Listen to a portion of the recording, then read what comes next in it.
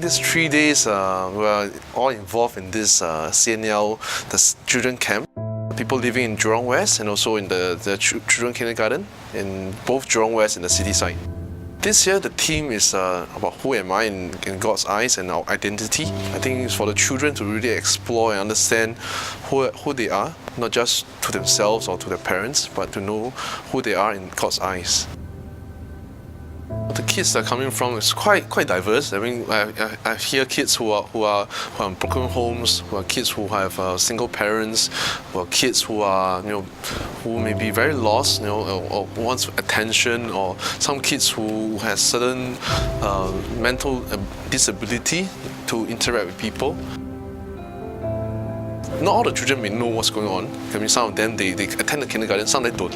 But when they stick to these kids who work for the kindergarten or stick to the teachers that are of God, they will start to realize something different from what we're doing.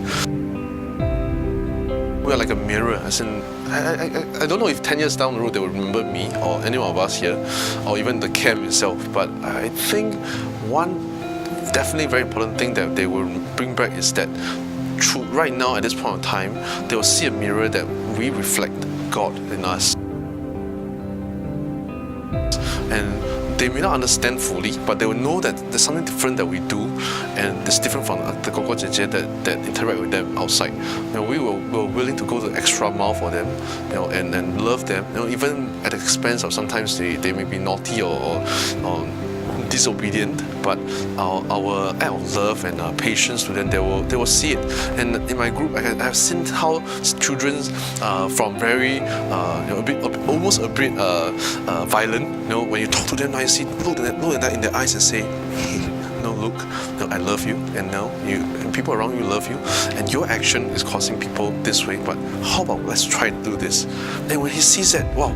Things start to change, and he starts to be more reflective, and that self-reflective brings the children to tone down the action, and that becomes a very natural way to transform how they think about the world. Our roles as Kokas and Jejes in this camp, I guess, is to really show them that there's someone for them.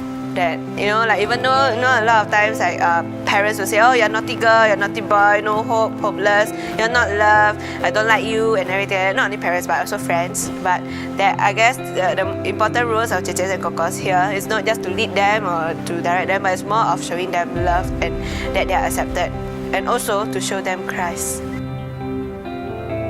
Even so, we as the Koko Jeje that's around them become the examples that sets for them, and they will observe. And the older kids, they start to learn from us, and we are the imitators of God. And then being children, they start to imitate what we do, and through imitating us, but of course we have to align to God. Unknowingly, they are actually imitating some of what God is doing. And eventually, when they grow up, they realize, "Hey, how come I have got this habit?" I think down the road, when they grow up, they will have their own self-discovery journey, and we will continue to be that beacon to be ahead of them, to just guide them and lead them, just as what the apostles has done and what Christ has done for the apostles. How to even comprehend the significance of this invasion? I think right now, as they sing, even just a simple prayer they do before meal. Thank you, God, for the food that we eat. Thank you, God, for even as simple as this thing, that just to remember, thank you, God, for the things that they eat. It's a reflection of that knowing, the acknowledgement of His existence. Right now, I think this is a time where we can really introduce Jesus, and let Jesus invade right through their hearts, and then break through right into all their questions. Even have questions, great, because those questions that as Jesus break into the heart, when they ask and the Lord answers, they will never have any doubt about who He is and His existence ever again. And Jesus wants to tell the children that they are loved and they are precious, and that there's hope in life.